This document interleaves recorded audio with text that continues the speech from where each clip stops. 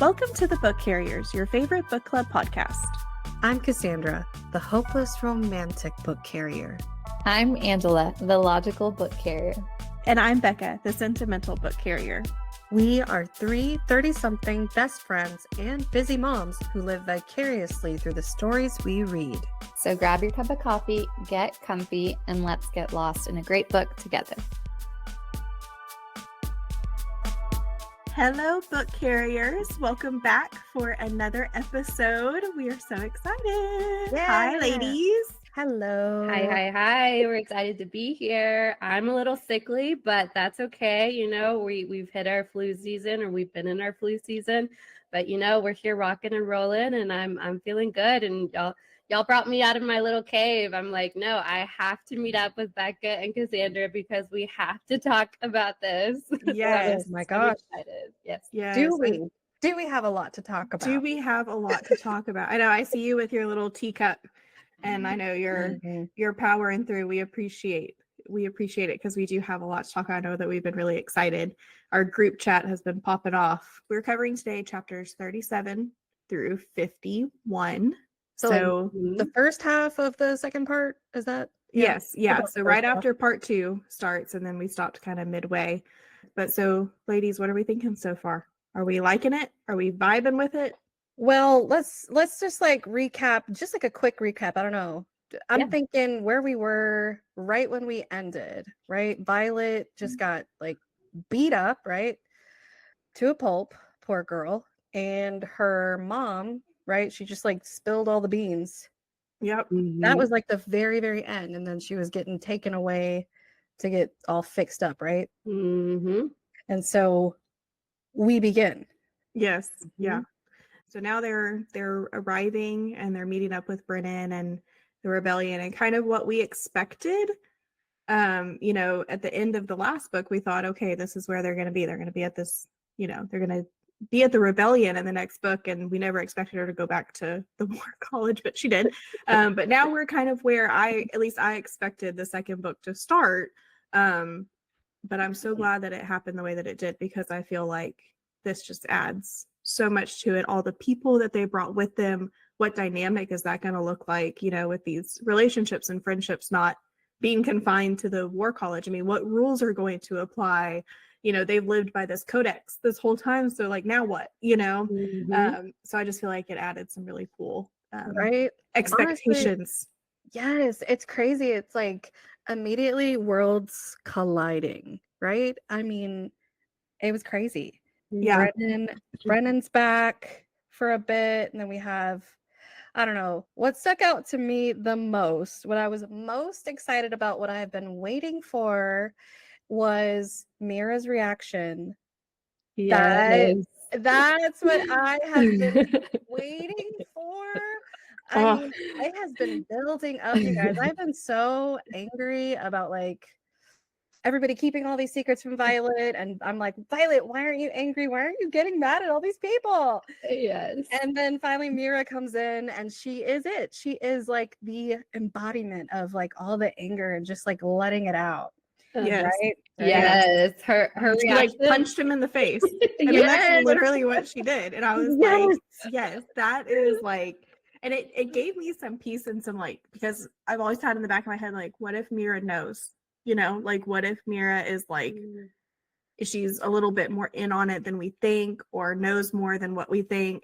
I was really scared that they were going to have like the one person that I feel like Violet, you know, she had already lost her brother in a sense. So like, I was like, please don't take her away too, because we know Rebecca Yarros will take people away that we love. And so, so I'm just like, please don't take her away.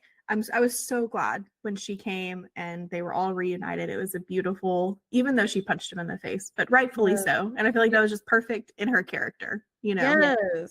She punched him in the face. She was like, dude, how could you do that to us? Those were all the questions I've been waiting for him to be faced with. I feel like he's gotten away with so much right now, and he still is getting away with it. And he's like, it's fine. He's like, he Brennan, I've got a bone to pick with Brennan. Why is he so like, yeah, and I would do it again. Yeah. Like the whole Yeah. book, he's like, she's like, well, what about how you made mom feel? And what about how you like killed dad? She literally, remember we talked about this Mm-hmm. last time, right? Mhm. And she brings up the questions I've been wanting to ask him, and he's like, yeah, and I'd do it again. Essentially, that's how he answers her. He's like, and so what? It's a little Mhm. like Zayden coded, don't you think? I Mm-hmm. see some similarities in that I feel like Zayden and Brennan both are just like, I'll do whatever I have to do for the greater good. And Violet has some of that in her too. And True. she's getting harder in that way. Like she's getting hardened, I guess is the right word, Right. and acting more like that. But I think that but that's why they're both leaders in this rebellion, because they're willing to hurt people that they're close to for the greater good. I was gonna say these men, like these men, like they're so dismissive, and it's like whatever, like it was fine, like it needed to happen, like dad would have understood. It's just it is what it is, and it's just Mm-hmm. a typical guy reaction, and so I expected nothing less of them. Like it was Mm-hmm. on brand for Brennan. The thing that stood out with me about like their little reunions, was just like having them all three back together. And then Violet is like, oh, here we go again. I'm like the silent little sister. It's like going back to those dynamics where like Brennan and Mira, like they take up space. They take a lot of space. And then Violet is just kind of like in the background, kind of like being her little scribe self, and then just Mm-hmm. letting like the big kids talk. So I thought that was really cute though, to like see her experience that. And it's like, oh, yeah, I remember this. I remember growing up. This is Mm-hmm. how it is. Yeah, it was so cool to see their little sibling dynamic. It was so Especially, cute. and even Zayden like starts to see their dynamic come through. Yeah. He made a comment. He was like, "Oh, I'm glad I don't have siblings," Yes. or something like that. I'm glad. I have a thought on that. I have a prediction. I don't think he's the only child in his Okay, family. that's like yes, and it What? makes Okay, yes, because they have mentioned it now like 3 times yes, I where agree. Violet's asked him like, and you were the only child, right? And he's like, yes, blah, blah, blah. And then he says it there like, I'm glad I don't have any siblings. And he like, it's been dropped in that he's the only one too many times that I'm like, my little antennas went up where I was like, okay, Oh my that's gonna gosh. be a twist. Somebody's Hey, gonna come Sure. in. maybe he has a twin. What? 2 Zaydens? A Zayden daddy 1 and a Zayden daddy 2? Oh my Or an god. evil Zayden, and like this, Ooh.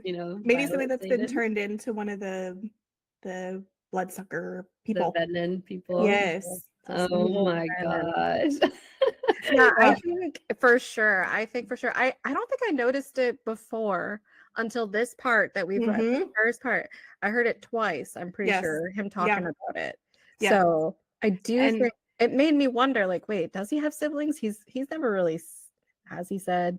well, and now like that the like Kat, who's a totally different conversation that we need to have, but now Right. that Kat is here and like they're talking about like she really wanted to be with Zayden because she wanted like the throne essentially, right? And Mhm. it's like now we're talking about how like he's like there were just so many mentions of how like he is like the heir to this, right? Like he is the king essentially.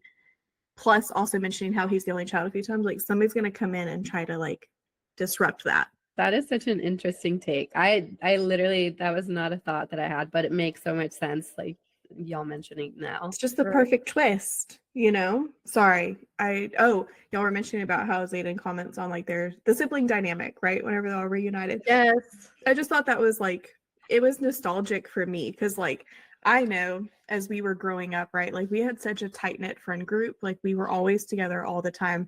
And then you'd go home and you'd like fall into who you were in your family unit. Mm-hmm. And that might not be who you were outside of the home. Like I know I kind of held a different like personality box in like my family unit that I did with my friends, and it just took me back to like that exact feeling. Like I remember like being at home, and it's a different comfort, it's a different cadence, it's a different relationships, and so like for her to have that back and like Angela, like you said, like falling back into who she was within that dynamic. Yeah, I was like, man, I relate to that so much. Yeah, it was just so fun. It was just so fun to see, and yeah, like Mira coming back, and Mhm.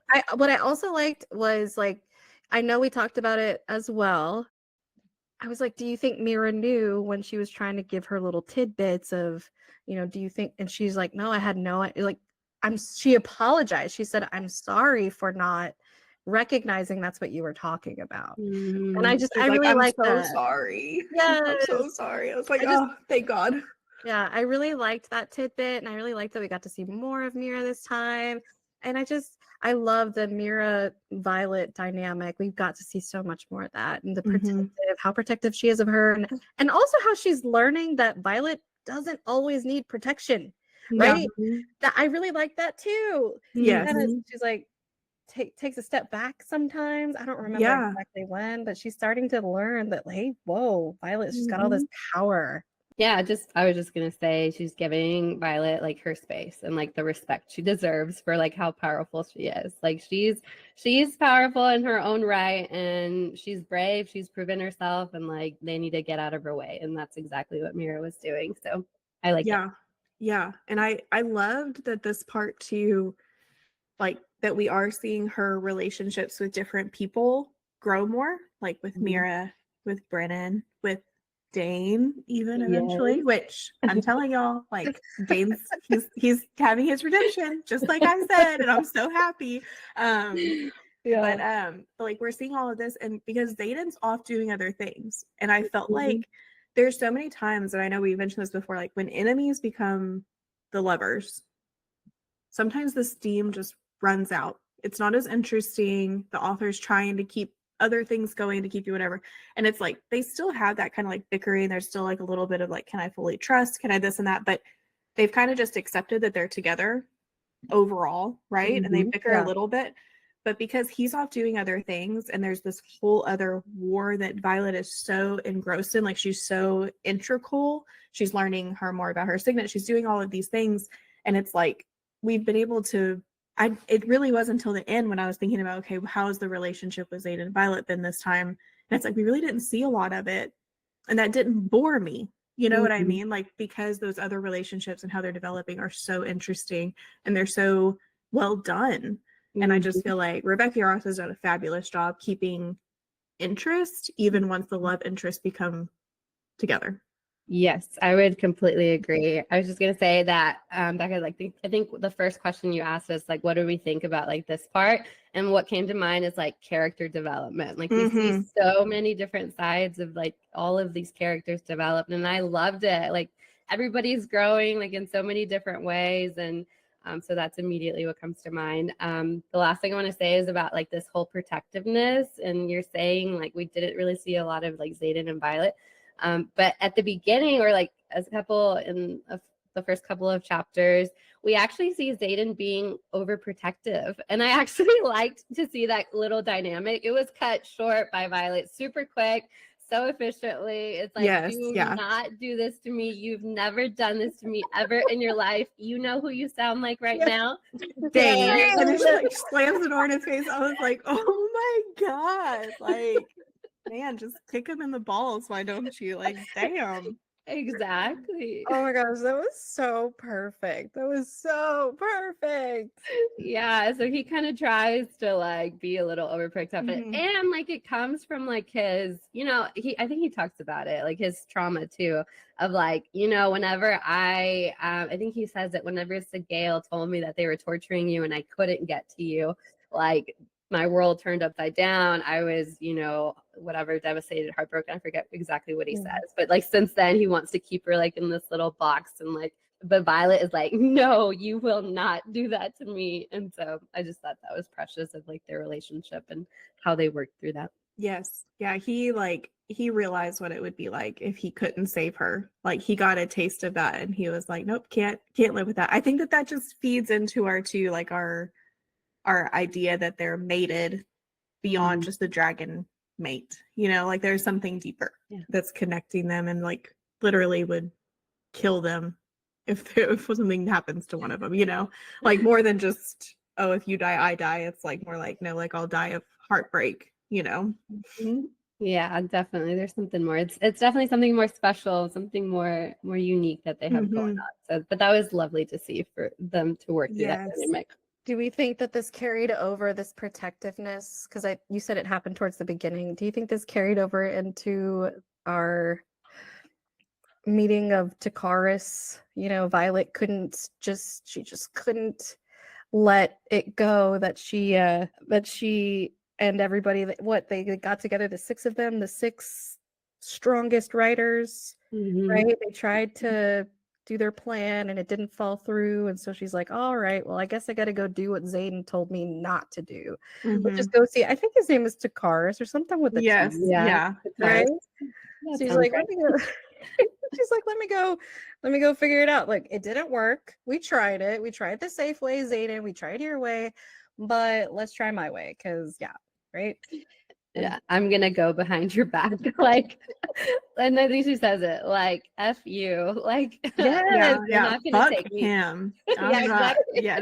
It's like, well, dang. And she Yeah. goes, and she gets Taryn on board.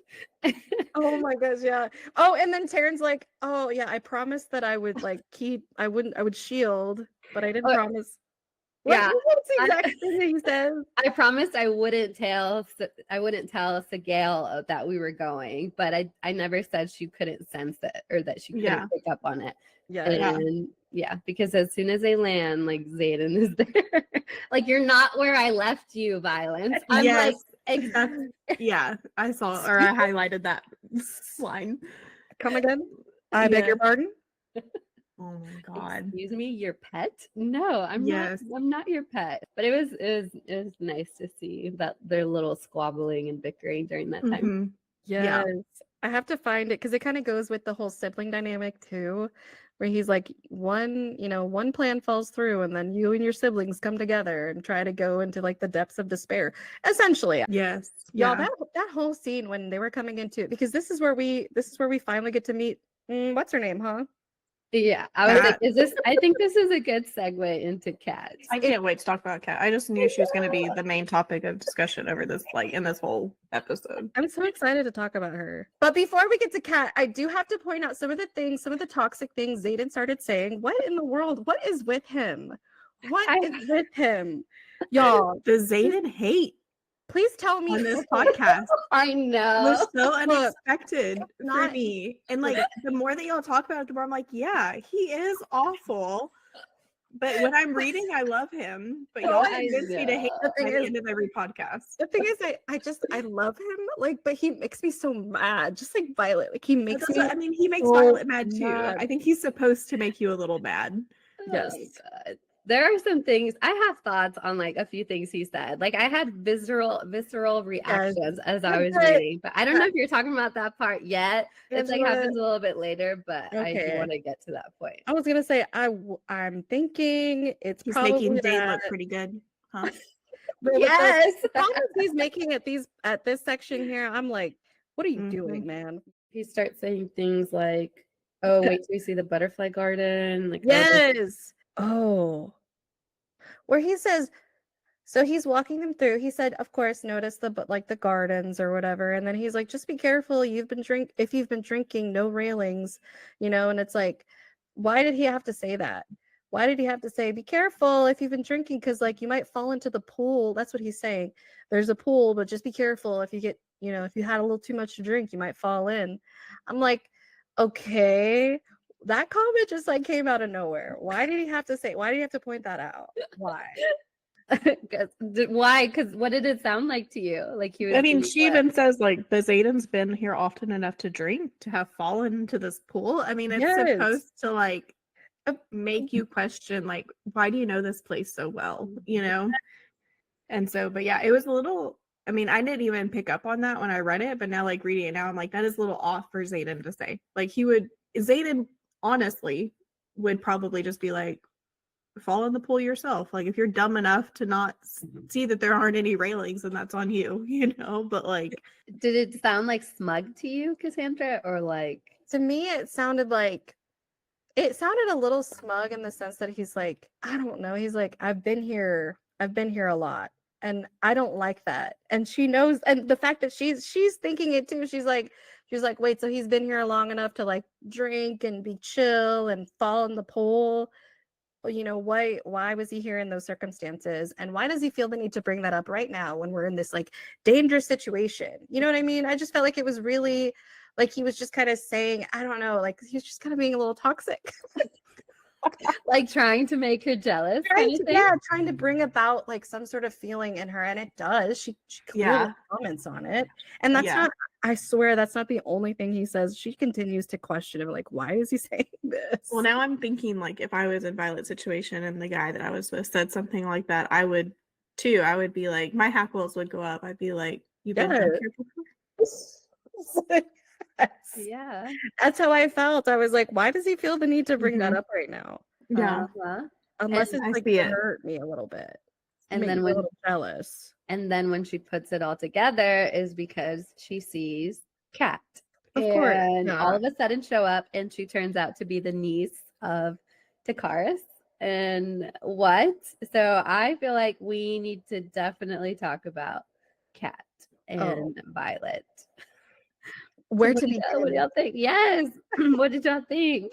He definitely has like a type, like the strongest girl in the vicinity. Like that's his type, because I feel like there are similarities. Like I feel like, I know we're skipping kind of a little bit ahead, but whenever the Flyers unite, right, with the dragons, and like they're doing these different things, and like Kat is she's in the top quadrant or squad of the Flyers, right? She's the only one who can do certain things. Like she has this crazy mind control power, like and Xaden comments a few times, but like he knows how powerful she is, and like so it's just, I see similarities. It's like she's like the evil version of Violet. Like that's how I was seeing it, is like she's just, they're so similar in a lot of ways. And I would say she's like the power hungry version of Violet. Because I mean, definitely evil to Violet. I mean, I think she's, on the good side and like fighting for good and stuff, but definitely power hungry. Like that's why she hates Violet, and why she wants to essentially kill her, and why she'd probably be okay with killing her, because for Kat, it's like, you're in the way of my crown. I was like, whoa.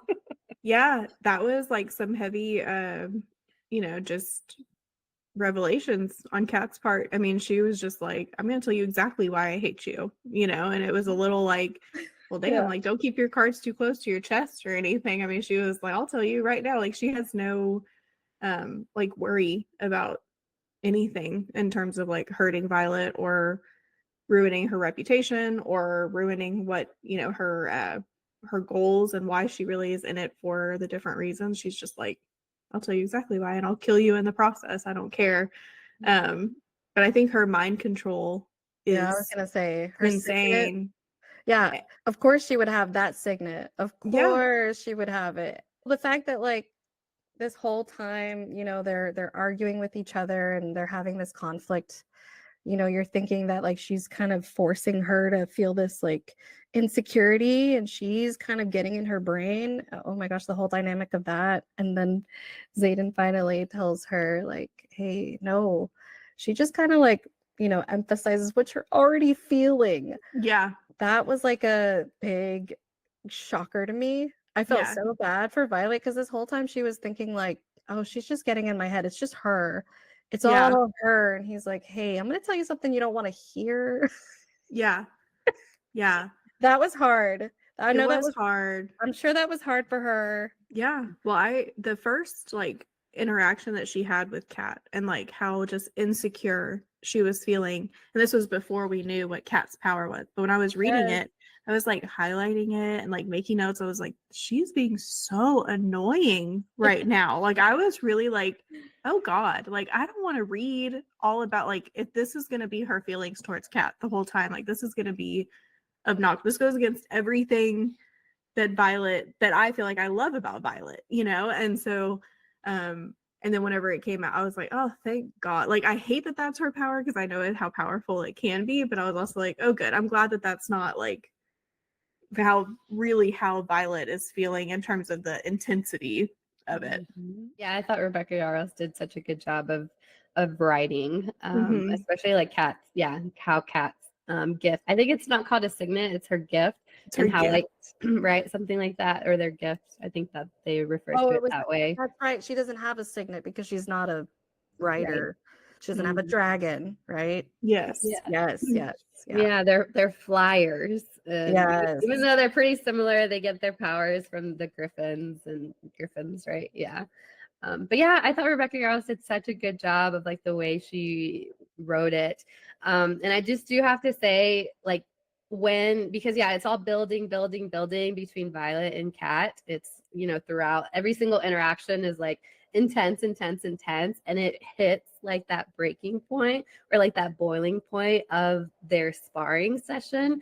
And I just have to say, like, throughout that whole match, it was so intense. Like I found myself like reacting, like feeling all of the feelings like throughout that. Just the way Kat was so catty and petty and with everything that she was saying, but the way Rebecca Yarros wrote it, it was just like so well done because I was feeling like such intense emotions during those times. Right. And that's what makes it so difficult when Zayden's like, hey, I'm sorry, but like that's because you were feeling that.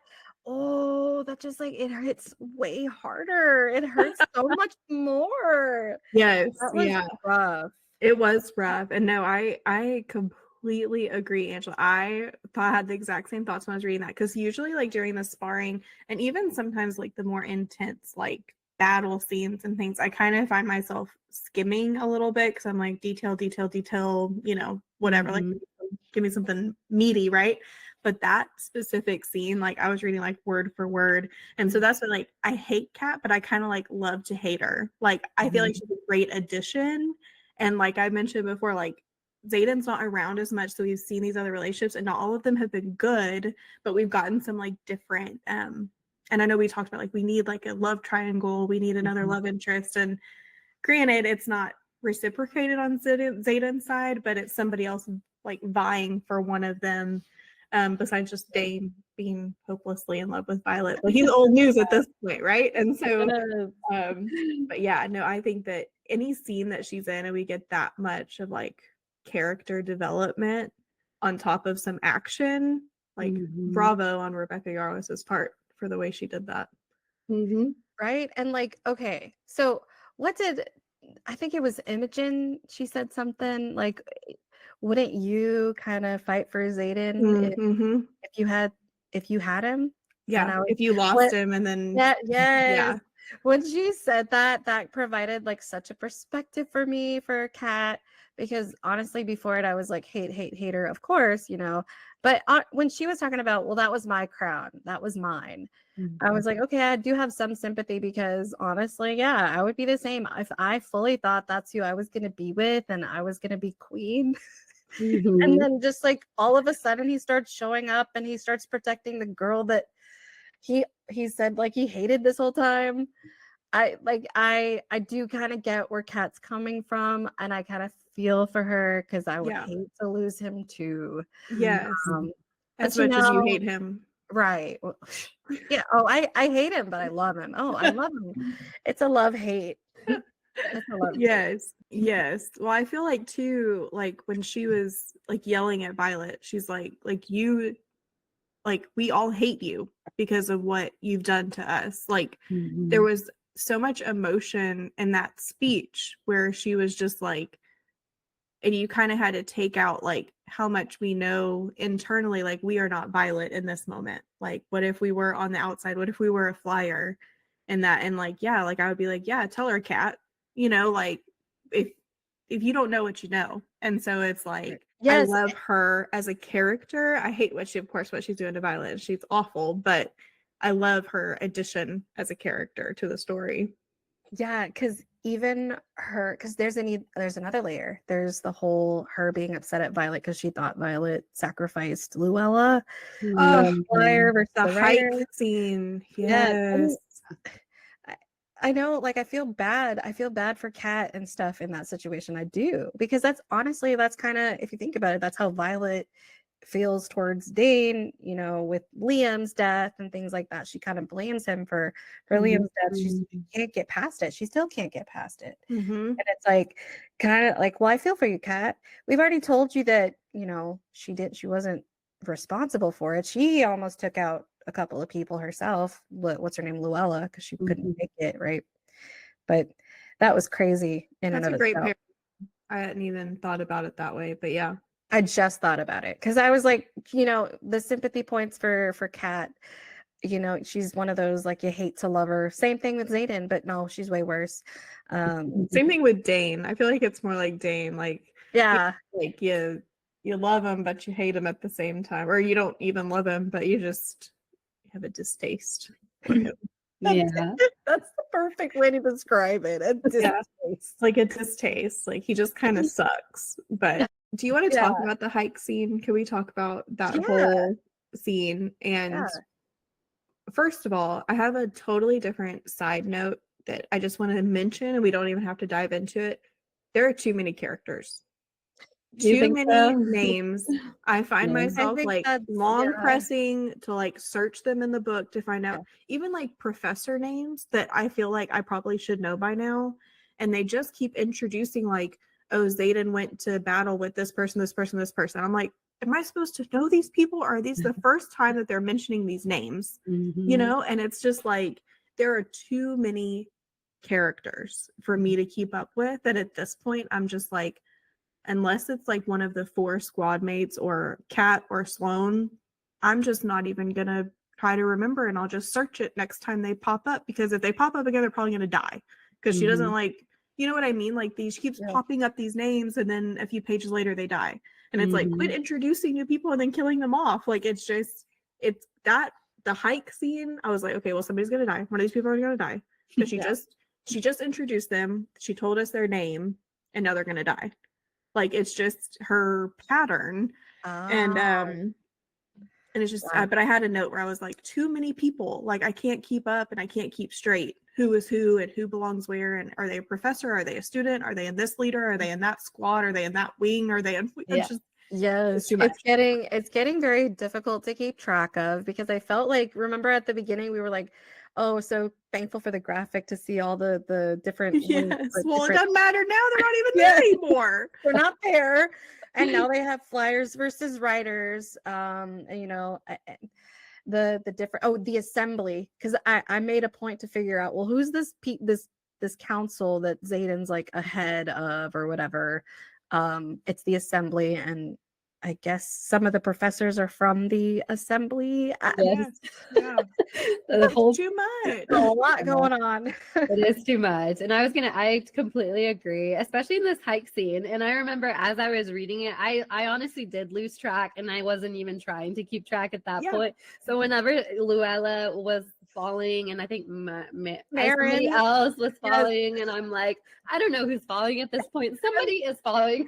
Somebody's gonna die. I thought it was Marin that fell. I had to go back and reread because I couldn't understand. Oh my god, I felt frustrated. Like you have to, because then you're like, why is Kat mad? Why is she so mad? You have to really figure out, well, who exactly is dead. I don't know. I had to look back at it because I was getting very confused. Well, and I knew like she wasn't gonna kill off Riddock like right then. Are we saying Riddick? Oh, Riddick. I think it's Riddick. Okay, that's what I say in my head, but I spelled Riddock. So I thought it was like Ryddock. Oh god, now I'm confused. When I first read it, it was Ryddock. Okay, well, we're gonna say Riddick. It's Riddick. Okay. Sorry for our listeners if they think otherwise. So just so sorry. But Riddick, like when all of this was happening and I saw he was wounded or whatever, I was like, she's not gonna kill him off because she's gonna kill one of these other people off. That's why they were introduced, because somebody's gonna die from them. She doesn't introduce these random people unless they're about to die. Like so anyway, I will say, when her Griffin was crying because I cried. Like for not caring, I cried. I'm not gonna cry just reading it out loud. It's something about the way that she says, it's all right, Marin tells Sib, which I guess is the Griffin of the flyer that died. Yeah, she says, "It's all right," Marintil Sib, as the griffin collapses, his head hanging over the edge of the cliff as his cries grow softer.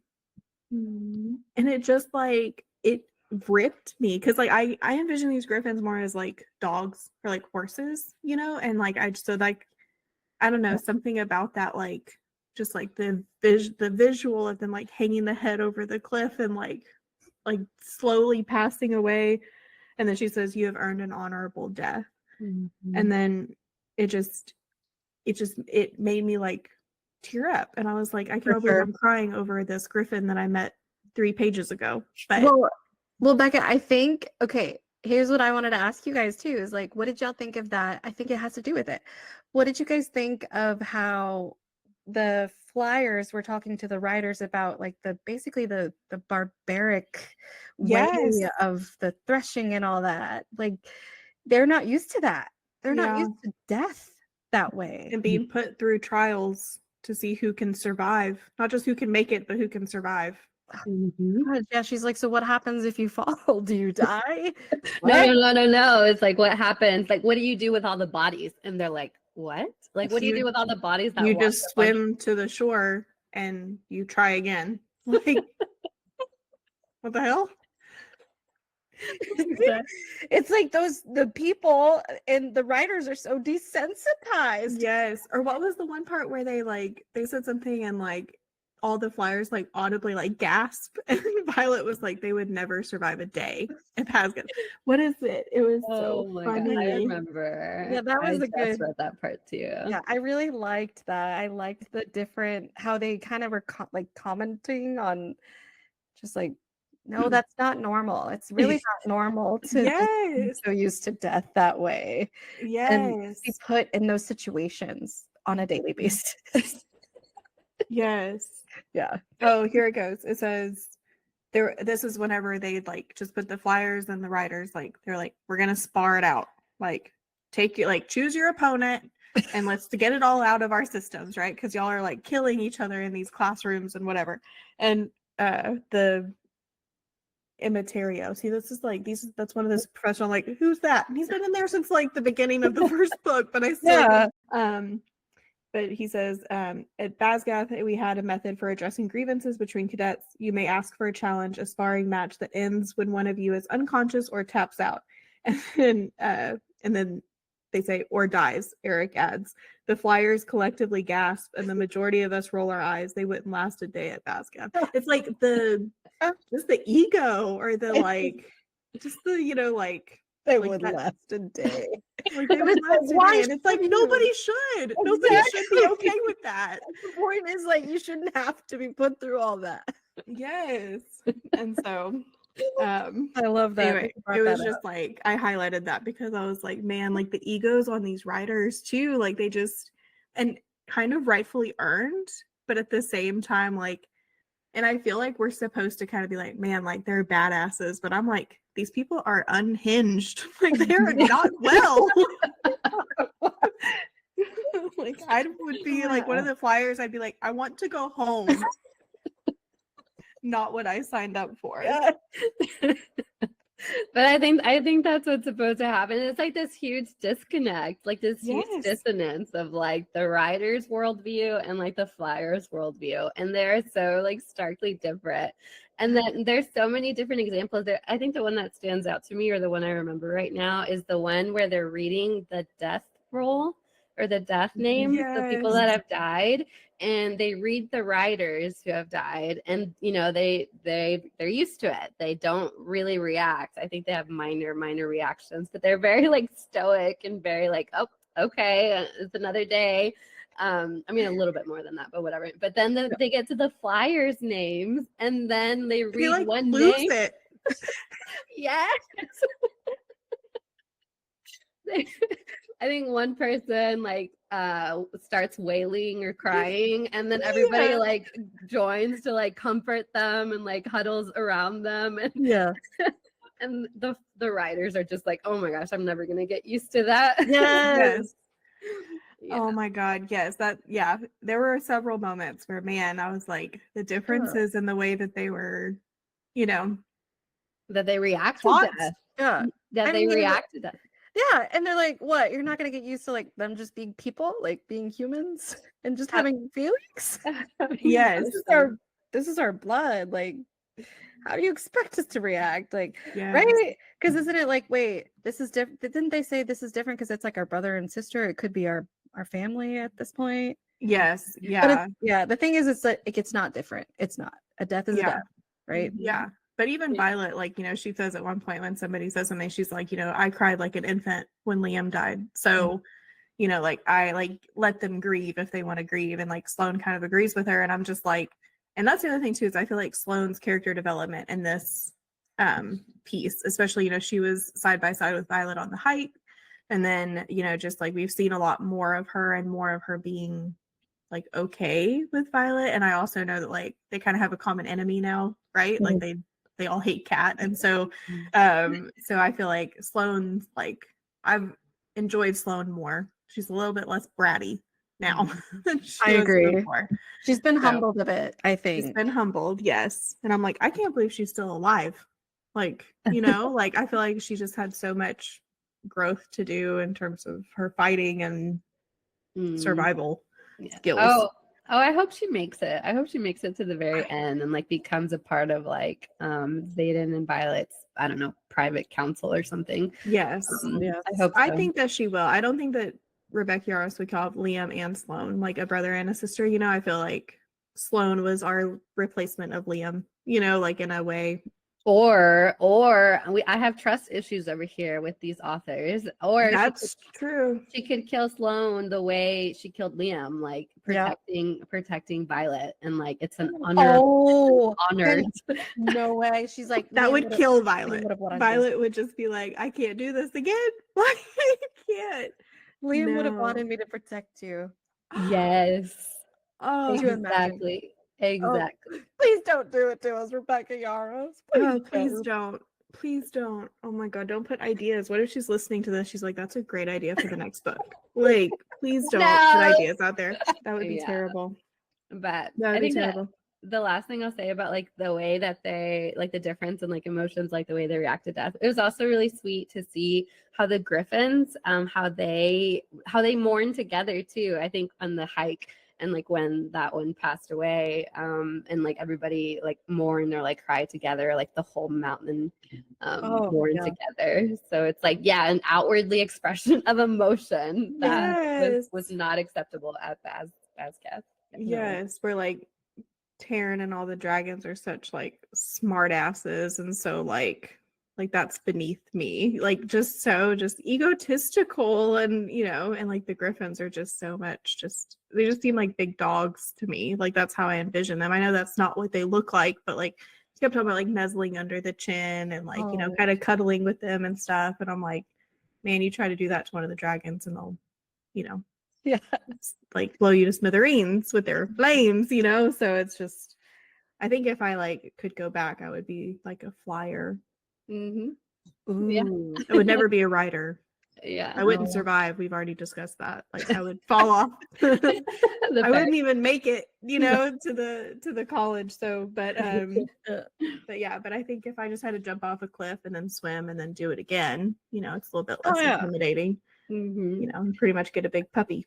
Yeah. Oh, well, I think they said actually like they jump off the cliff, and if they don't land on a griffin, then they just swim to shore and pick another. Oh yeah, that's right.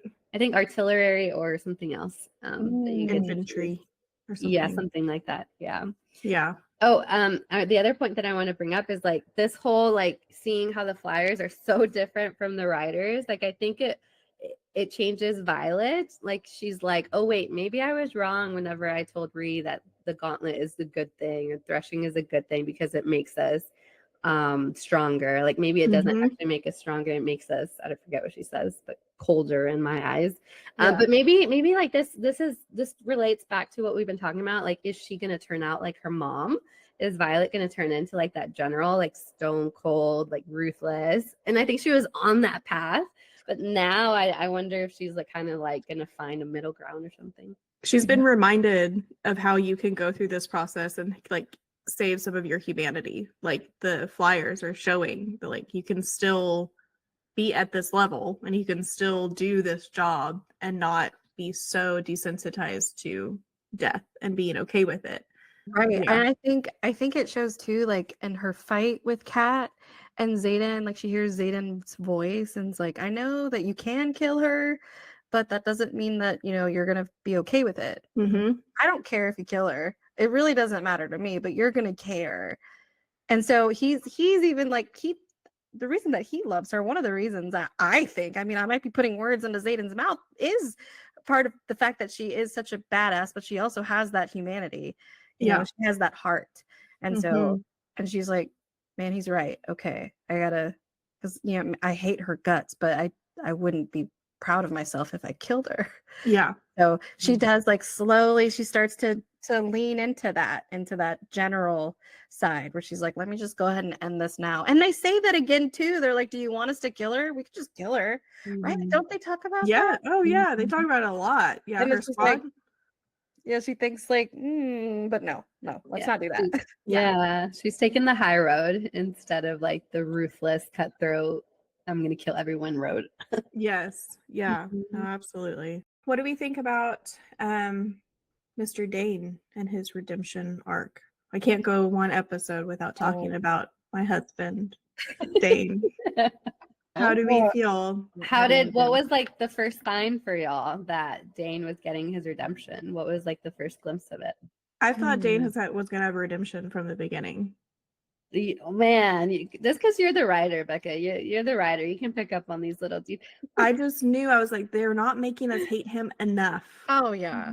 Yeah. You know, like there's nothing redeeming. Like we see redeeming things in Kat, but I think at her core we know.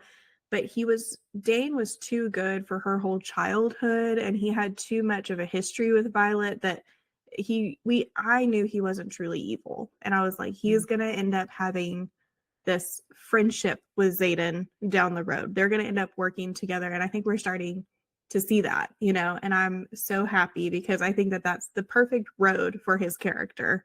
I wanted him to have this path, and I'm so glad that he's on it. Oh yeah, I agree. This was like a little bit early on in this part, but it was like a little bit of a redemption for me. I was like, okay, you know, when she's reaching out for Luella and her arm pops out the socket, and Dane's like, they're having that dialogue back and forth. She's like, put my arm back in, like pop it back in real quick. And she's like, I know you can do it. She's like, you've done it before. And he's like, twice. Y'all remember that? It just kind of like built up their backstory. And she's like, oh, after he like helps pop it back into socket, she's like, thank you for that. And he's like, never thank me for that, please. Yeah. And I was like, I don't know. I just kind of like that he said that. I don't know why, but I really like that he said that. Like, just don't. No. But please don't let that be something you thank me for, Violet. Yes. Yes. But it was a little smidge of his, like, just a little bit more of him, just his personality. I like. Yes. Yeah. Yeah. It's like a callback to like their childhood. It's like, like, oh, remember when we used to do this? I mean, it's kind of gruesome. It's like, oh, I have to pop your shoulder back in, but like, it's a callback to their friendship. It's a callback to like them being friends and like being really close and kind to each other and helpful to each other. I love that part too. Yes.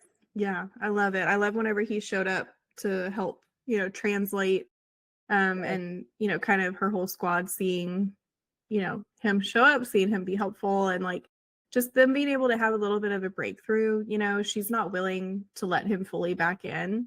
But seeing that conversation start to happen, because she's just refused it up until then. And now it's like, okay, like if you're gonna ask me for my help, like we have to talk a little bit. And you know, he admits that he never, you know, or that he didn't mean to like always see her memories, or he didn't every time he touched her, he wasn't trying to read her memories. And you know, and she got a little bit of clarity with that. And then and I loved the point too where he was like, she was pretty much saying like, you're not the same person that I had growing up, and like now you care so much more about the rules than and he says, he was like, well, are you the same person after your first year?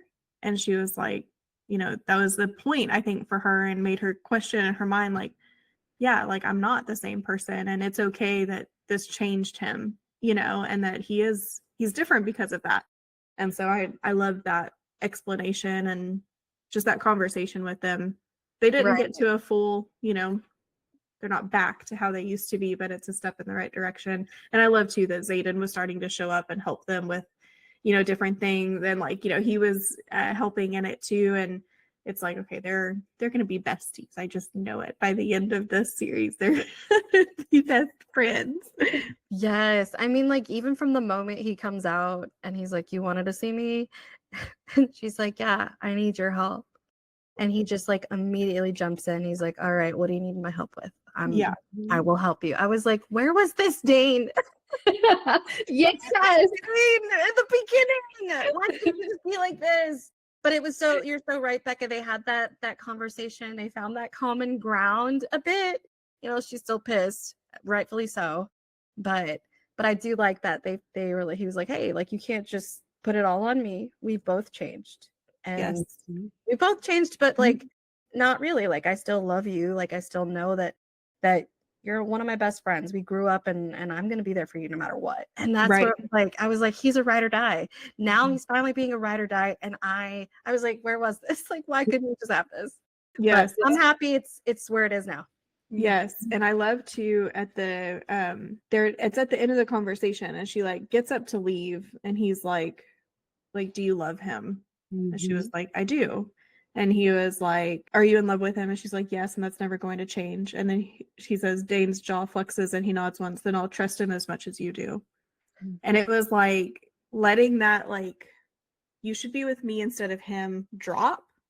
And it's like, okay, you love him. I'm respecting that relationship. And like, he might not love Xaden, but like he loves Violet as a friend enough to be like, okay, if you trust him, then I do. And it was just kind of like I don't know, it made me like, I was grinning when I read that I was like, oh, like, yay, Dane. Like, I'm so happy. Like, I'm so happy that he finally like is getting that conversation that he needed and he's getting these feelings out. And so it made me so happy. I think it helped me to cope with a couple of like a bit of the anger that I had with him because he did say, you know, the first time I read your thoughts, I didn't mean to do it. It just happened. And you know, him getting to explain his perspective really, you know, helped me lessen that hatred towards him because man, I was so mad. I know that you hated him so much. I mean, I did too. We were supposed to, right? Like he was supposed to be the villain there for a while, but I just knew. I knew I was like,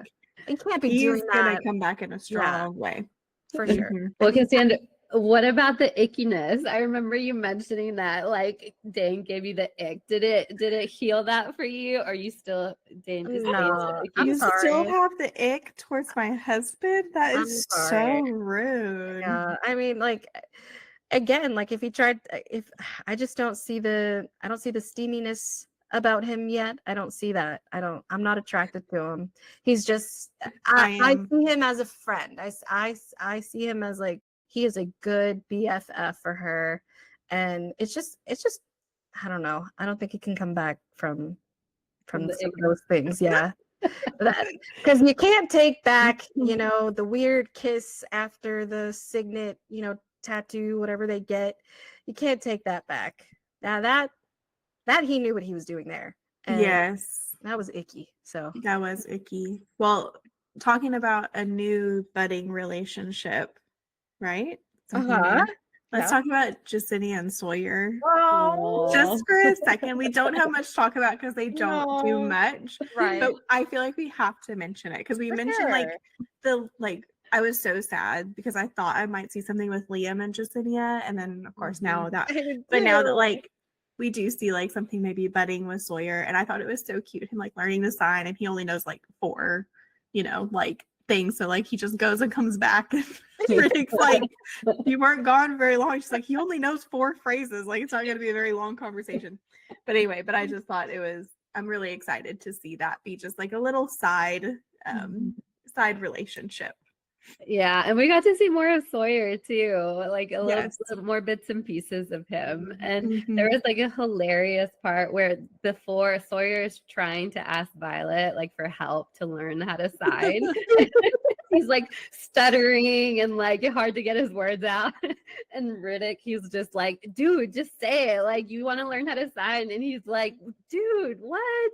And he's like, you made it so awkward. Like it was like you were gonna ask Violet out. Oh yeah. Oh my god, I forgot about that part. Yes. That was so funny. He's like, just was so spit it funny. out. It's so awkward. That Like, was so funny. why do you have to call him out so hard for that? Riddick, honestly, like I've liked Riddick. He's been one of my favorites this whole time, but this section, his one-liners were like top notch. I was like when he when they're at the when they gather. Hold on, before you say that, because there's also another Riddick line in this same thing where he's where Violet is like, Xaden could survive me getting asked out, and he's like, no, like he's gonna show up and like murder Sawyer to pieces, and I'm gonna have to pick up little bits of Sawyer, and it's gonna be messy. Yes. It's hilarious. Yes. Or when he says like, or Sawyer's like, well, Riddick knows how, or somebody says, well, Riddick knows how to. He's like, if I ask Riddick, he's gonna say like, make me say something dirty instead of good morning or whatever. And I was like, that's so true. And but he's yes. like, he's like, and it'd be a fun time. What's wrong with that? Yes. Oh my god. I think my favorite one was whenever they combined the riders and the flyers to learn how to what is it where they do the power and they make the shapes, runes. Which, by the way, side note, I knew that her weaving that stupid fabric was not just put in there for fun. I was like, they're gonna bring this up somehow, and sure enough, they did. Once again, Xaden's just giving her something and then not explaining why. But anyway, side note. But whenever they like combine to like start to learn that, and Riddick is like, she's asking if the flyers can channel, and Kat says not yet. Because the girlfriends are still adjusting, to the altitude and all that stuff. And then Riddick is like, so back to arts and crafts hour. Flyers. And then the next like literally like 2 paragraphs later, Violet's saying about how she can read old Lucerish or something, whatever. The professor's like, that's very impressive. She's like, thank you. And Riddick's like, she's ours. Yes. He's like and it says she's ours. Riddick says to the flyers, pointing at me like she's ours. Like, and I just like the visuals that I have with him and like his delivery. Like, you just know that Rebecca Yarros has to be a very funny person. Like, because her delivery on like the comedic timing with Riddick is like it always hits. And it always is just so good. But I love that. I had to bring him up because I just like he has been one of my absolute favorites. We got to see so much more of him, and I love it. Oh, it just makes me so nervous.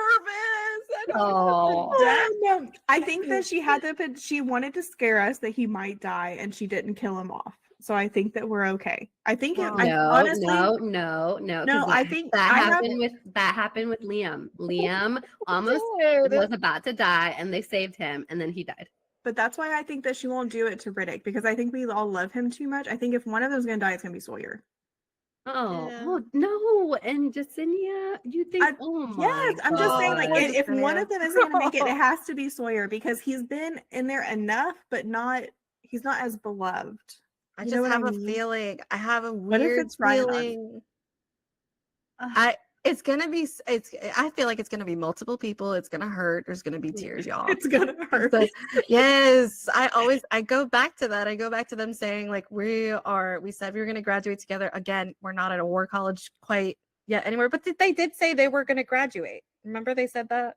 Yeah. So I don't know. I'm nervous. Oh yeah. I mean, somebody's not gonna make it for sure. But I think it's gonna be Sawyer. That's my prediction. I kind of hate it for Jasenia. Oh, I know. Yeah, she survives this, so she's gonna be lonely without Sawyer. If she likes them back. Well, what do we think about the spice in this section? We didn't get a whole lot of it, but we got some good. When it was spicing, it was good. I feel like there was some spice. Like every single time Xaden saw Violet, they were like, "All right, let's go." Time is short. Let's go. Let's get down. Not in detail. We only got like one detailed scene. Oh, we got two. We got two good scenes. The first chapter, right? Oh, yeah. Where he's like, I want them to hear us or whatever. Like, ugh. I didn't like that. I didn't like it either. I didn't like it either. So glad that you felt just like grab the pillow. I'd be like,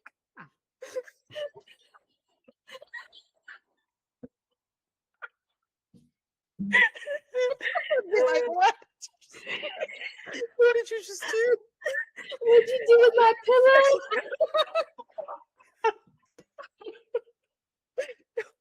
Okay. Whew, yeah. Oh man, I'm crying. Oh man. Oh my Not a god. fan. I literally like blocked that scene out because I didn't like it so much. Oh It was my God. it was all talk though. It was all talk because it turns out like he had already like soundproofed the room or something. Yeah, I Had know, he- and that I was like, so you didn't even Oh. need to say like that icky line, like it didn't even matter. I didn't like it. Mm-mm. I think it's supposed to show like Zayden's, I don't know, Zayden's What? power trip. Yeah, Like that's what it was wanting- like. It was like a dominant. It was like you might as well just like pee on me in front of everybody. Oh no. You know, like it's Oh, just yeah. like ew. Like I didn't like Yeah. it. Same. Yeah. But I Mm-mm. did like, okay, so is this the scene where they like she starts to hear his thoughts or no? No, that's No. when That's they're the like second. that's on the throne. Oh, okay, In the never mind then. chair. Yeah, the first That then, scene was good. yeah, that I liked that scene then. Yeah, And we're- granted, it didn't have any of like his pleasure. It was just hers, which might be That's- why I liked it. It's like, that's why it was good. truthfully, I mean, we can all agree we liked the second one better. There's a clear difference in the two. Well, because like in the first one, like he literally Yeah, says it went like away. he says like gripping my hips, he flips me over and then yanks my ASS into the air, setting me on my knees. I'm like, Jesus, like, and then it was like that line, and then like literally 2 lines later, it's like I want them to hear. I'm like, why are you being so like dominating? Okay, but to be fair, I do think she kind of asked for it, right? She was did. like, Yes, she was yes. like, you're making me like I'm not weak, like don't treat me like weak or Yeah. something. Yes. But but I'm still not a fan. And this is coming back from her being tortured and like almost dying in almost this died. chamber But with still, like, guards. I would like a little bit gentler. I wish But it had she been. didn't want that though. She I didn't know, want gentle. but I wish it had been more of like I just almost died, and like this was us like just like embracing like the happiness of like being together again, instead of her like using this as like a moment of pride, you know, like no, don't treat me, don't whatever, like no, like let it be sweet, like let it be loving. Like I feel like that could have been so much more powerful, but instead I was like, ugh, like Yeah, I think the other point was also like she was waking up and she's like, I'm alive, like I'm not. I think she had a nightmare maybe. mhm. She's like, I'm not with Varsh. Varsh is dead, and then so she's trying to get away from like her nightmare, so she just wants to feel. So I guess Yeah. she wanted it a little bit Mhm. more, more I don't know, impactful or something. Aggressive. Aggressive. That's a good word for it. Yes. I don't know. I was just like, mm. I felt the same way. I felt the same way, but of course, Angela's right. You know, we're not Violet. That's not how.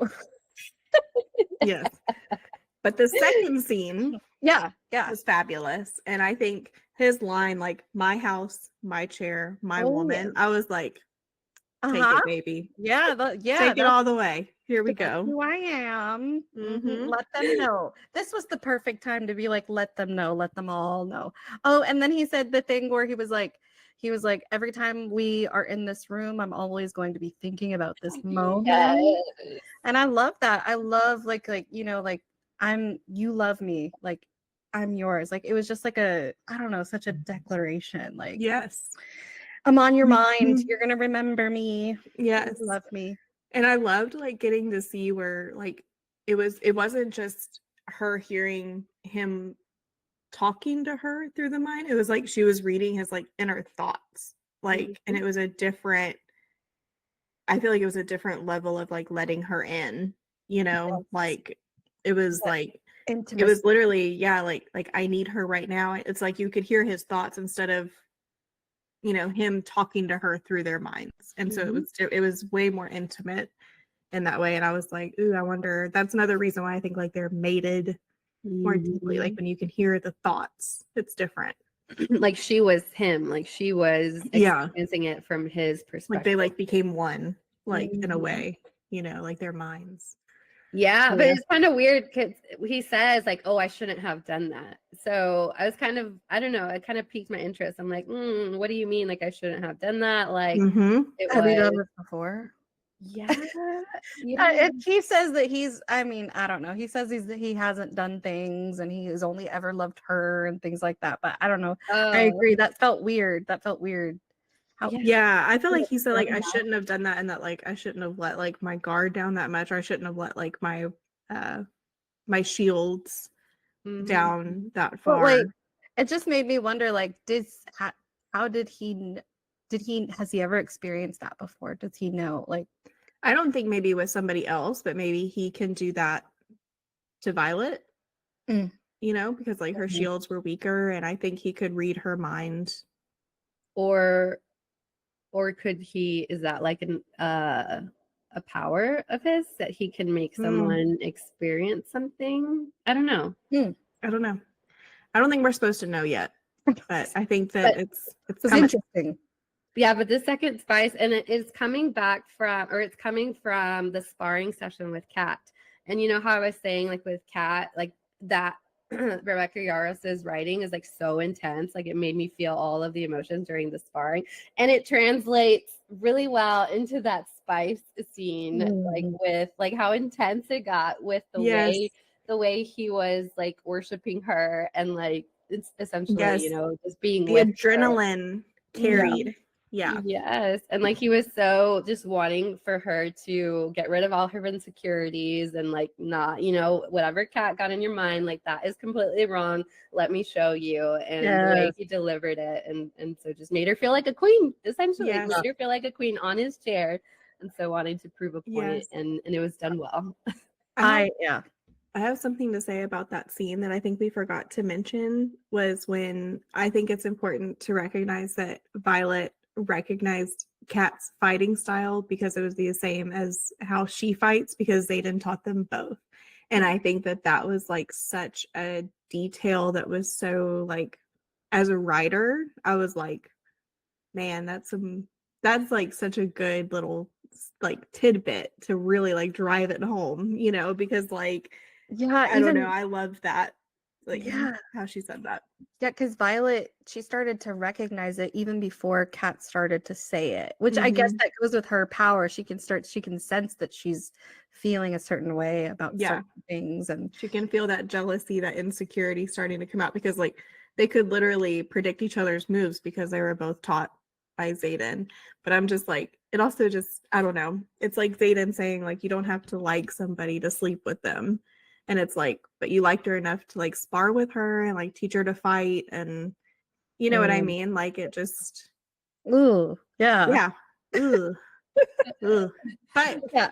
you know, then he takes her into the throne room and does what he does, and Yeah. all is forgiven in my mind after that. And who's Cat? And yeah, who? Yeah. Oh yeah. Oh yeah. And I Can't love walk right now, but it's fine. I also liked the little callback to the first book where she's like, if you ever want to win an argument or bring me to my knees, do that mind thing you just did there. And so she's like, I quoted him back to him. Yes.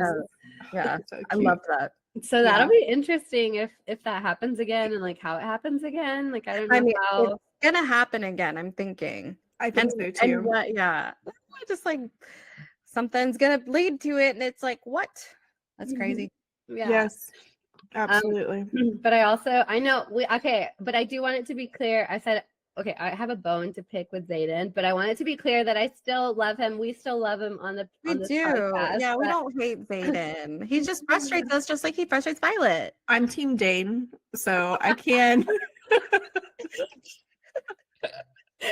That's funny. She can't speak to that.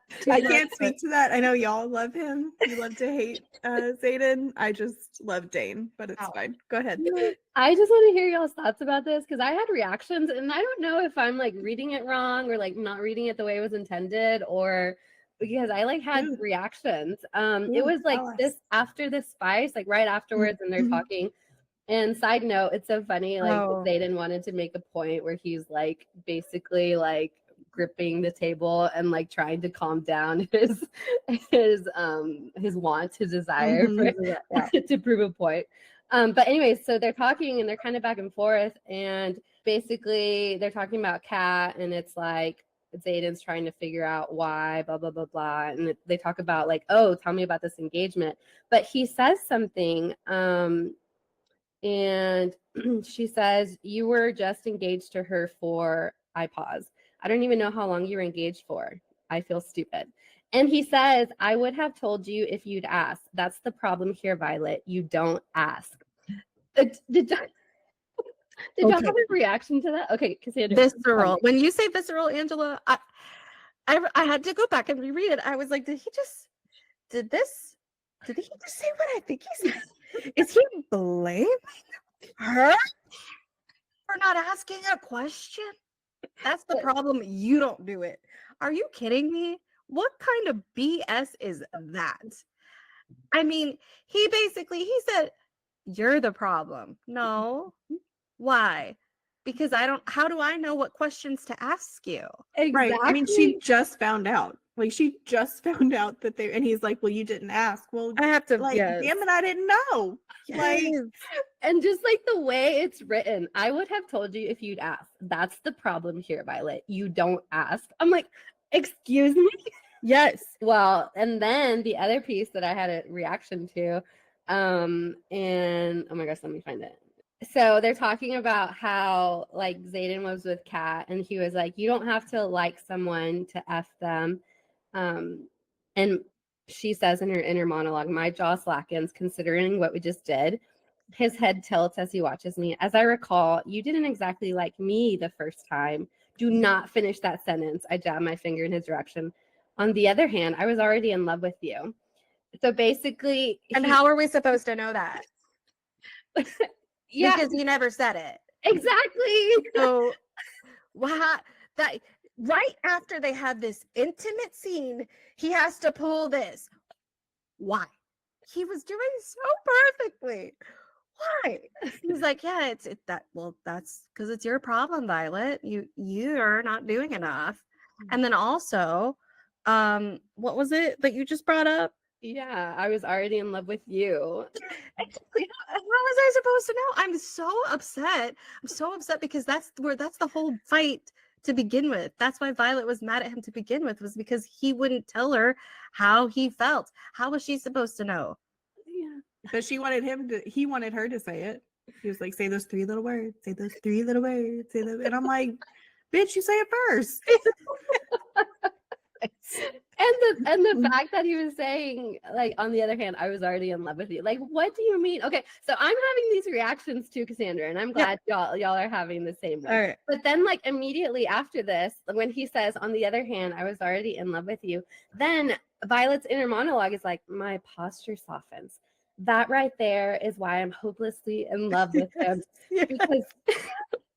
Because no one else gets to see him like this. Just me. I'm like, what? No, Angela, it continues. It continues. Because then he says, right after that, he says, it hardly seems fair. Like, what do you mean it's not fair? He's like, it hardly seems fair now that I think about it. I wanted you too badly to care that you didn't feel the same way about me. Not that I've given you any reason to. What? Zayden, what? What do you mean? It's hardly fair. Where was the fairness when she wanted you to say you love her? Just like, I love you, Zayden. Please stop. Violet's inner monologue. My breath abandons me in a rush. I refuse to call aside. Gods, he ruins me when he says things like that. I'm like, pull yourself together, ma'am. sister. Seriously, Violet, don't fall into his traps. Mr. Manipulative is at it again, and you're just eating it up. You're eating it up. Oh my gosh. She's balling. I'm She's just like, completely. okay, because I highlighted that whole thing too, Angela. I was like, am I crazy? Like, why does this make me so mad? Is it supposed to? Yeah, because it was such a dissonance with how Violet was feeling. I'm like, okay, wait, am I reading this wrong? Like, what's going on? But yeah, so I needed to point that out. I just I don't know what was going on. If you hadn't have, I would have, you know. Maybe, but honestly, Violet is just coming from being, that spice scene. Maybe the throne got to her. Maybe she was a little, on a power trip or something. And coming from the pleasure. So maybe that's, that's what does it for her, and all the problems are fixed and she forgives Xaden for everything. Right. Yeah. It's exactly how he's able to do it every single time. And he just like comes out the bigger person because he's like, no, I didn't get anything from this. This was all for you, Violet. Oh, don't you forget, like I made sure to make you the queen of this scenario. So just remember that I loved you first. Why is he pulling that out? Like, what is he doing? Because he even says, like, he kind of like makes light of it too, because he's like, sorry to inconvenience you, but this year the role of Violet Sorengale, he points to me, will be played by Xaden Ryerson. He taps his chest, who will drag her kicking and screaming if he has to into a real relationship with real discussions, because he refuses to lose her again. If I have to evolve, you do too. I was like, this is what she wanted from the beginning. Yes. Like, she's just wanted a relationship with you and you to be honest with her. Yes. I thought she was already there. Wait, evolved to what? Like, oh gosh, I'm so glad there was such this whole chapter was confusing me. This is why I am so glad that we've had all the other character developments and all the other character stories and all the other things to focus on. Because clearly, the few times that we have the like scenes between Xaden and Violet, we just end up pissed off. So, it's a good thing we have the other things to focus on. So, right. But just that with the hate, there's also love, right? Like we don't fully hate Xaden, but Xaden, come on. Dane would never. I just have to say. I don't know. I don't think he would. I don't think he would. Oh, Dane would be so, oh my gosh, can you imagine? He'd be so like honest and like clear with his intentions and love from the get-go. He's like, I'm gonna marry you and we're gonna have babies. Oh my gosh, yeah. That's like it. Could you imagine? And like after all the stuff with the the betrayal of trust with the mind powers and stuff, and they come so far from that. I could just imagine their love, like they have to grow to trust each other again, and I don't know. But Dane would be doing like everything that he could to like win her trust back. Like he would be showing up in the morning with breakfast and coffee and just like shaking in his boots that he may have like lost her, and like all the things. Yeah. And you know what? I love it. As you should. Grovel at my feet. I mean, like I'll accept the coffee and I'm still mad at you. And then I would kiss him on the cheek and I'd say, we'll talk about this later. And that's end of book, and it would be fine.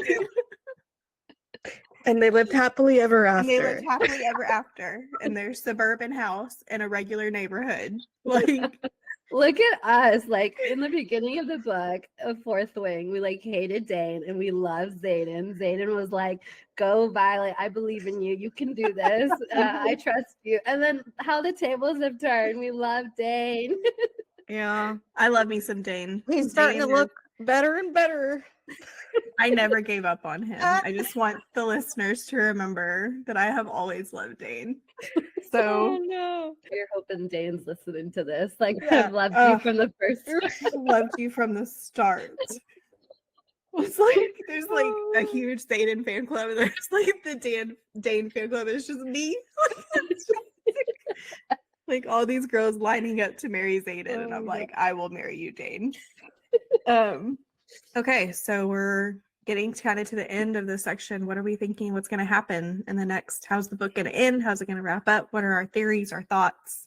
Yeah. I mean, Go that's a Cassandra. loaded question. That is I know. a Sorry. loaded Go for it. question. Where do we think it's going? I mean, I don't know. I was a little confused at the end, right? So like they're coming. The Venom, they're on their way. They're close. They're close. Yes. Yeah. So And they lost another person at that battle. And I was like, am I supposed to know this person? Like, again, too many characters. Yeah. Can't keep up. Don't know if they're important or not, or if this is the first time we've heard of them. But yes, yeah, they're coming, and like, you know, Xaden is just has the weight of the world on his shoulders. He's like, we should have started this 50 years ago. You know, I mean, he's really like, man, like we just don't have the time or the anything. And then Violet is kind of like, and it's like perfect timing where she figures out the translation, right? That she's been translating this wrong to get the wards up, right? Yes. And she's like, oh, it wasn't blood, it was breath, right? Or air. And it's not the riders, it's the dragons. And so then she goes and she finds Rhydon. She's like, I know how to get the wards up, but I don't know if we should. And that's where it ends, right? So we're like, okay, well, why wouldn't we? Why shouldn't we? So we don't know. Yeah, so that's another big question. That's why I was a little confused at the end. I'm like, when she said that, I was like, what?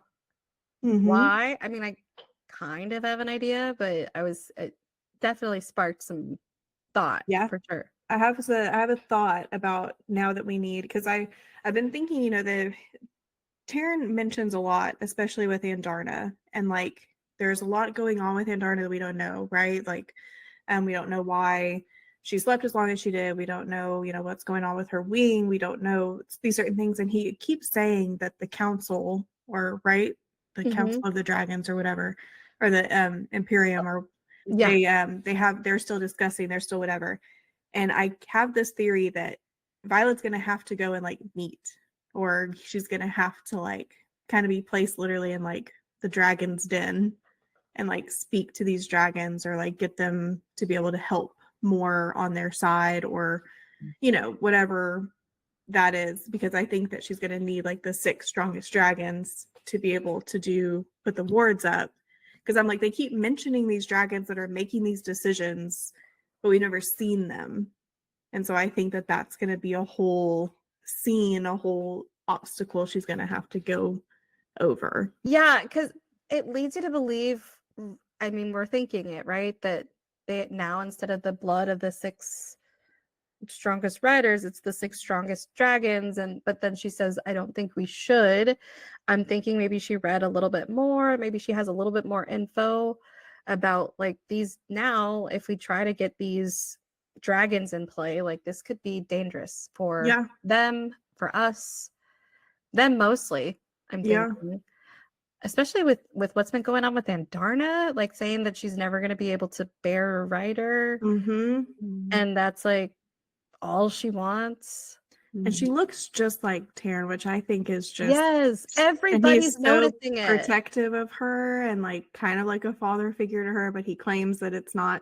My theory with that, my theory, because I don't think he would directly lie to Violet anymore, because they've already had like their trust issues before.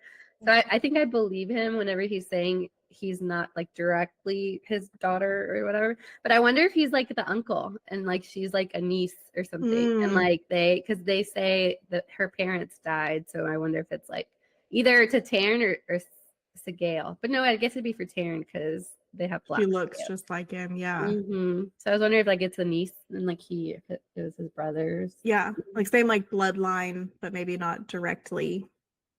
Like father to her. Yeah, there's got to be something going on, because that's not just a coincidence. You know, Rebecca Yarros doesn't do coincidences. I'm 100% convinced. If she's mentioning it, then it's important. So yes, you know what? And that just made me think of two guys, Jack. They briefly mentioned Jack. Oh, remember? My gosh, yes. They didn't let us forget. They're like, she's like, I almost wish Jack was here. I think she said that something to that degree. Like, instead of Cat. Said, yes. Yeah, but that's what. And they also, who said oh, it was Kat's uncle, the Viscount or whatever, and he says like, and Basgeth just lets you take half the students without hardly a drop of blood. That was So there was Felix. that tidbit, and then now it's like, and then they mentioned Jack and how he stayed back with that group that's still at the college, and I'm like, something's brewing there. Something gonna happen. Like we haven't seen the last of that for sure. Yeah, so we'll see what happens. And reminder to everybody, to the listeners, to you guys, like this is a reread for me. So it's like, you know, I have to be careful with like these theories that y'all are talking about. But I know I'm like watching your reaction. I'm like, I forgot about that.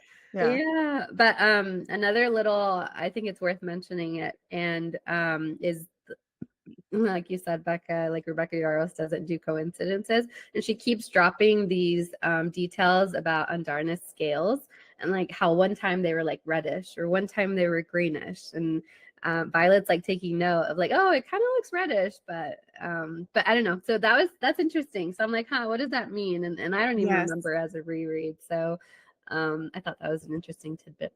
Yes, yeah, she's gonna have some camouflage abilities or something, you know, I mean, I'm sure her signet or whatever power she has is going to be more powerful than camouflage, but you know, but yeah, we'll see, but she kept mentioning that. But yes. Any other theories? Or I think I wanted to talk about, because where do we, like what, they're coming. They are literally like next door. How is this gonna? Okay, so yes, I think she's gonna get the wards up. She's gonna get the wards up at the what? The detriment of the dragons, possibly. I guess. I think she's gonna have to like hurry and skedaddle and get to the dragon kingdom or whatever, wherever they congregate, the leaders, and she's gonna have to like beg for help and to help them be able to do whatever they have to do to be able to get the wards up. That's my thought. I just whenever like Taryn just keeps mentioning them, and I'm like, who are these dragons that make all these decisions? And like, are we ever gonna actually meet them? Are they ever gonna have a bigger part? And so, but now that she needs like this from like the 6 strongest dragons, I'm like, well, maybe this is when they'll play a part. I don't know, just an idea or a thought. But yeah, I think the fact that they're mentioning that they're so close and now she's figured how to get the wards up, like she's gonna have to get that done before they get there.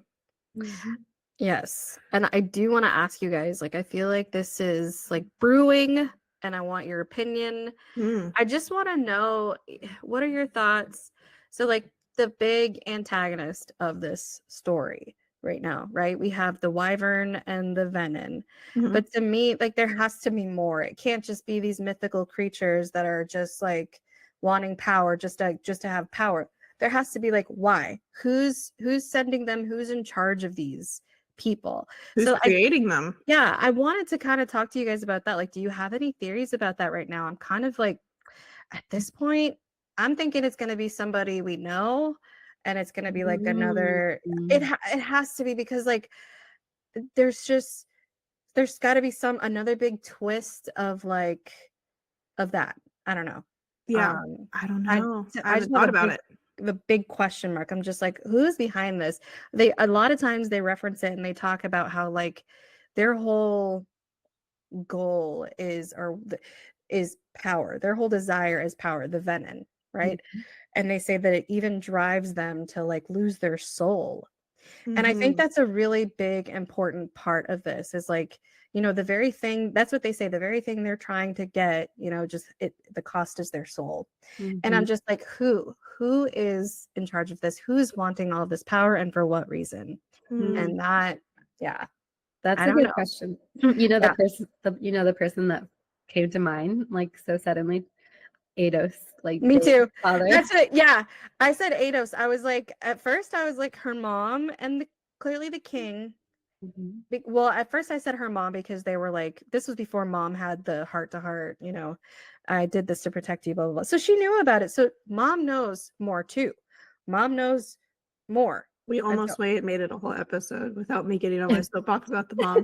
So I'm not gonna start now. No. Yeah, I don't think that the mom. I think the mom knows what's going on, but I think the mom is okay with keeping just their little area protected.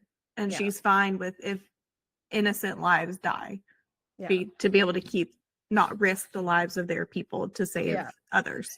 So, but I think that Ados, For so sure. he's the first person that comes to mind for me too, and so I wouldn't be Oh, surprised. what a twist would that be for Dane? Y'all, Dane. My poor baby, he's just been through it, y'all. Yeah. He has been through it. Yeah. Oh my That would be god. a twist. Yeah. So we'll have to So find out. interesting. A good question. Something I hadn't even Yes. thought about. I'm And like, I've been I just thought, like, yeah. I thought it was gonna be somebody unrelated, like a brand new character, but no, that's a good point. I think that would be a good twist if it was. Yeah. Yes. Yeah, We'll absolutely. I'm excited. Me too. We gotta read. We just gotta keep reading. Gotta keep reading. Just excited. So we are about to start reading the last couple of chapters of Iron Flame. Yes. That's it. And then we'll wrap up this book, and then We have to wait. next week you guys will hear kind of a recap of next week you'll hear the final episode of this book, right? The last chapters. And then the week after that, following, you're going to get a recap from us of the last 2 books as we prepare for the Ankh Storm. Is that the name of the Like Onyx? No. Onyx? Onyx? The Onyx Like Storm. eyes. Book 3 comes out, and so we are so excited. So we're going to do just kind of a recap episode for you guys to prepare and get us ready, and then we'll pick up with the 3rd book after that. So we're getting so close, you guys. Rebecca Yarros, keep on keeping on. You're doing great. She is amazing. Yeah, we have to give her round of Kudos. applause because she Yes, yes, you are phenomenal, and we love you. Big fan. on the edge of my seat. So. All right, fellow book carriers, what are we thinking? What are your thoughts? Drop them in the comments. We need to know. Do you think Atos is Mr. Big Bad? Are we thinking Mom's in on it too? Let us know. Leave us a comment, send us an email, anything. Get in touch with us. You guys are book carriers with us, so let us know what you think. And that's a wrap for today's episode of The Book Carriers. We hope you enjoyed diving into this week's read with us as much as we did. Thank you so much for joining us on this literary adventure. Your support means the world to us. If you loved today's episode, don't forget to follow us on social media for updates, behind-the-scene fun, and more bookish content. And if you're feeling generous, please rate our podcast 5 stars. Your reviews help other book carriers find us and join our growing community. Remember, we'll be back with a new episode every week, catching up on our latest read. Until next time, keep reading and living those amazing stories. Bye for now. Happy reading. I've been called to the pages, and it doesn't take long.